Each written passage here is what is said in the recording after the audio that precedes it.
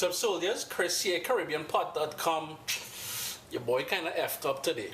Anyways, the recipe still turned out perfect. Always a pleasure to have you guys here in the kitchen as we continue July's month of grilling. Here, man, we did the shrimp, we did the corn, we did that peri-peri chicken, we did the jerk chicken wings, and this time it's all about salmon. Now, how did I kind of messed up on this recipe? I forgot the key ingredient. Nevertheless, it still came out wicked, so don't fret. If you don't have this ingredient, you don't have to, and it is crushed pineapple. Later on in the video I'll explain, I'll tell you when to add the crushed pineapple, but that's the only thing missing here. Everything else was just perfect. Let's vibes it up, man. Outside barbecue, we're grilling fire. The first thing we've got to do is to make this sort of marinade for the salmon steaks. So I have here some orange juice, some light soy sauce, one of these bird's eye pepper, or bird pepper as we call it in the Caribbean, chopped up relatively fine, seeds and everything. I want a little kick. It's totally optional. If you don't have that or you don't have access to it, you can leave it out or use any sort of spicy pepper that you like using. It's totally up to you. I've got here one scallion that I chopped up, again relatively fine. For a bit more sweetness, we've got some honey. I'm not going to use all of that, I'm just going to use some of it to give that a quick stir. Next up, we've got one clove of garlic. We're just going to crush in there. Just give that in there. We need a little bit of acid, and no better thing than some lemon juice. So the juice of half of a lemon. Now keep in mind that we don't want to marinate the fish for too long with this, because salmon, like most fish, they're very delicate, and the lemon will tend to want to start cooking it. The final thing I'm going to go in with, well, a couple more ingredients. I have here some ginger. I'm going to go in with some fresh ginger. And I do have the sniffles a little bit. I've been starting that fire out there, and it kind of acted up a little bit on me. I'm going to go in with some fresh ground black pepper.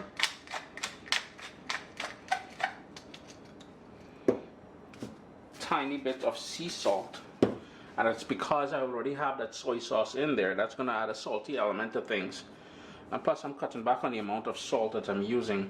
And all we want to do now is pretty much give that a good mix.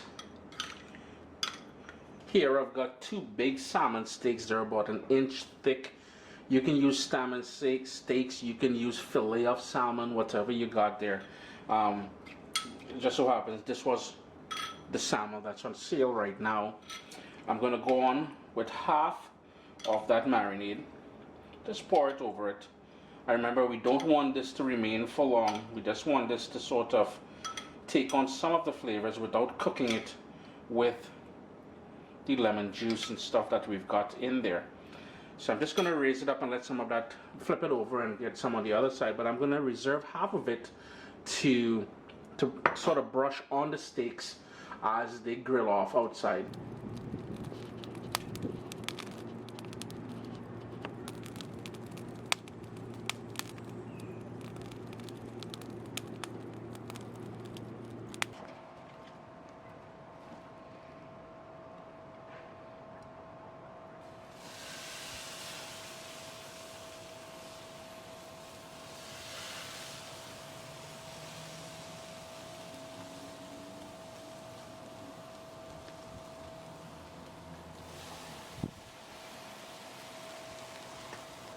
Yeah, friends, so we are outside now, and I've got a nice charcoal fire going there. At first it was very high. I kind of allowed it to die down a little because I don't want the flame or the heat source to be too high. I placed it relatively over the coals.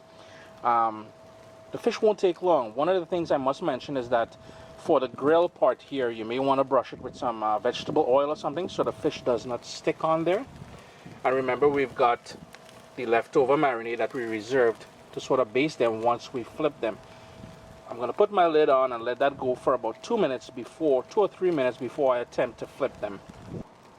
Now, being a one-man show, I didn't have my tripod outside. I now have some help here with my tripod. I went inside and I got it, but I couldn't show you guys when I was flipping it, but I did flip them over now. And here's where I'm going to pour on some more of that wicked marinade that we made.